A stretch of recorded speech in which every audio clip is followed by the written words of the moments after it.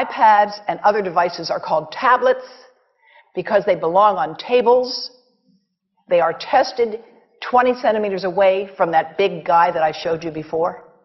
20 centimeters away. They are not approved to be held in the laps of little children, although millions of kids are having them now in schools because the people involved in educational technology and those involved in public health research are not talking to one another. Because if they were, they would understand that you're giving children a two-way microwave radiating device, and if you must give them such a device for learning purposes, put it on airplane mode so that it's not sending and receiving signals as it does otherwise.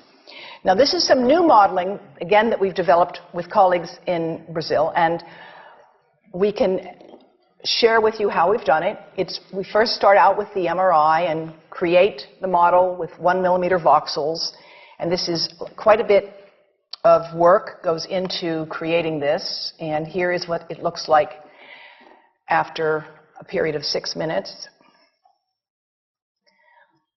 And that's really not as bad as it might look, because you see the red area only gets partway through the eye of the adult, right? The one that we're really concerned about is this one with the young child. And this is a 3-year-old brain that we modeled. And you see that by the end of that 6-minute call, the peak radiation, yellow and red, is getting all the way into almost both eyes. And again, this is one call, and it's not going to kill anybody.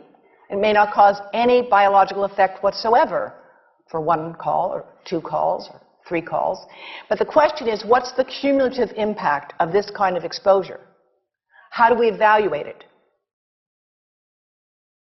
And I want to show you an example of some of the work that we are doing now that I'm releasing here for the first time. And this is a modeled microwave radiation dose of a 6-year-old with greater levels to the frontal and temporal lobes, eyes and cheek. And watch this here. Now, yellow, white, and red are the hottest, all right? And if you look carefully, you will see it's going into the eye, the nose. Do it again, just so you'll get to see it. And partly into the brainstem. Now, that's just showing you that there's going to be some exposure into that area of a young head. It doesn't tell you that there's any biological effect, right? Now, the next slide is going to show you something that might be of interest to students and faculty here. And that has to do with exposure to the reproductive organs. We call them the gonads. I think you say the testicles. And bone marrow. And look here at the radiation as it gets into the groin area. And that's just from having a mobile phone modeled into the pocket. And this, again, is based on a normalized SAR with I think we had a dipole antenna. Now, the breast. The breast is mostly fat, contains a lot of fluid. Things that contain fat and fluid cook faster in the microwave oven. Now, a cell phone can't cook anything, all right? Mobile phones do not pop popcorn. That was a fraud. They don't make any heat that we know of, otherwise they wouldn't be permitted.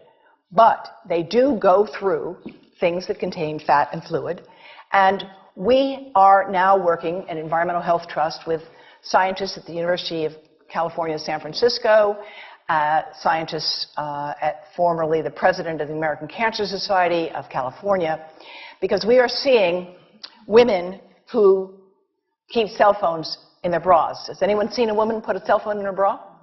Hands up, please. Please tell them you've heard now why they shouldn't do that. And here I want to show you our first case report from 2009, and we now have many more. This was a Chinese-American woman who used her cell phone 4 hours a day in her bra for 10 years while she was driving. Now, and you drive with a phone on your body. The phone is smart. It's going to go from one tower to another, and it's going to say, here I am, where are you, here I am.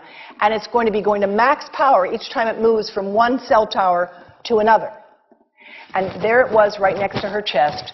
And the tumors that developed right under the antenna of the phone. unusual tumors. But in the meantime, people have a right to know how you can minimize exposure. And again, I think this information is available on our website, will be available on yours. Remember, if you have to give a phone to a child, put it on airplane mode. And think about this. That microwave oven, it works because there's a metal box around the microwave signal, and the signal pings all over the place. Next time you get into an elevator or a train for any length of time, put your phone on airplane mode. Otherwise, that signal is going all over the place, magnifying and coming back. Keep the mobile phone away from you when it's on and you are asleep. Now, it takes a village to do a lot of things. These are some of the people whose materials I've used today with their permission, and I can't read this list to you, but I want you to know that I feel really honored to be working with some of the most talented people in the world on this issue. And they have given me permission to share these materials with you. And I leave you with this thought from Albert Einstein. The world is not dangerous because of those who do harm, but because of those who look at it without doing anything. So, thank you.